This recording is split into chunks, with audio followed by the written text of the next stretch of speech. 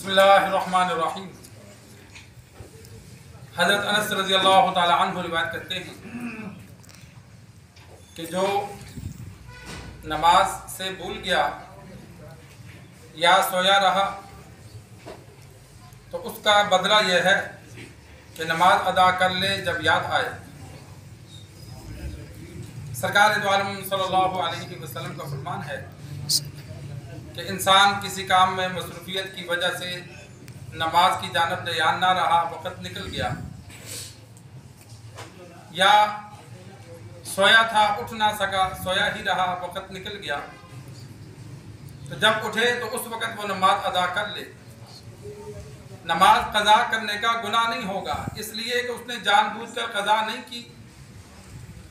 भूल गया था, भूल भी माफ़ है। सोया रहा, इंसान जब सोए तो नमाज के लिए उठने का इंतज़ाम करके सोए, उसके बावजूद ना उठ सके तो फिर उसे माफ़ी है। लेकिन जब उठे तो फिर नमाज अदा कर ले। यह नहीं कि जब उठा और फिर नमाज छोड़ दी, जिस तरह हमारी अक्सर आदत बनी हुई है कि जो नमाज़ें क़ज़ा होती हैं तो उनको छोड़ते जाते हैं, उनको अदा नहीं करते। ऐसा नहीं होना चाहिए। जिस दिन कोई नमाज रह जाए तो उसी दिन इंसान अदा करे। सुबह की रह गई तो जब उठे तो इंसान अगर कपड़े पाक हैं तो वुज़ू करके पहले नमाज अदा करे, और अगर किसी वजह से फ़ौरन अदा नहीं कर सकता तो अगली नमाज के साथ वो अदा कर ले। जब हम ये आदत बना लेंगे तो फिर हमारी नमाजें अल्लाह तबारक व तआला तरतीब से पढ़ने के लिए आसानी कर देगा। अल्लाह की मदद आ जाती है, फिर इंसान की नमाज क़ज़ा ही नहीं होती।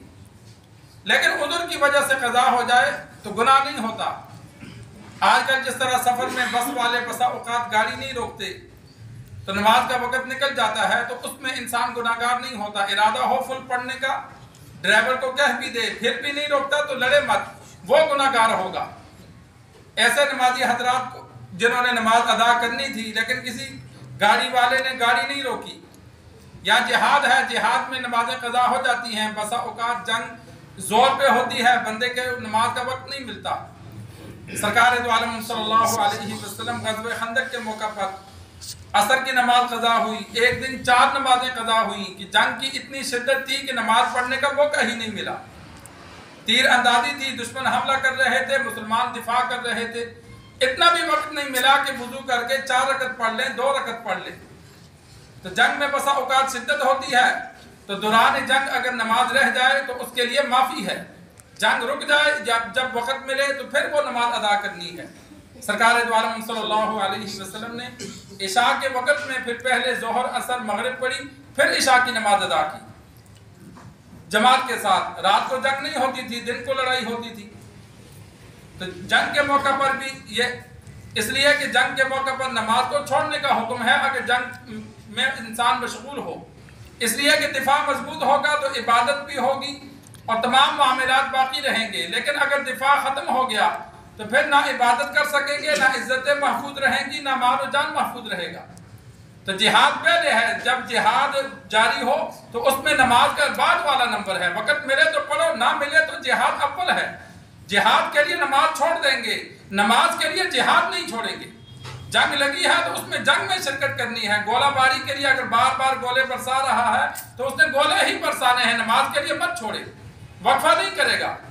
हाँ, अगर वक़्त मिलता है कि बमबारी होती है, बीच में वक्फा है, इंसान वुज़ू करके 2 रकत पढ़ सकता है, 4 पढ़ सकता है, तो फिर नमाज अदा करे।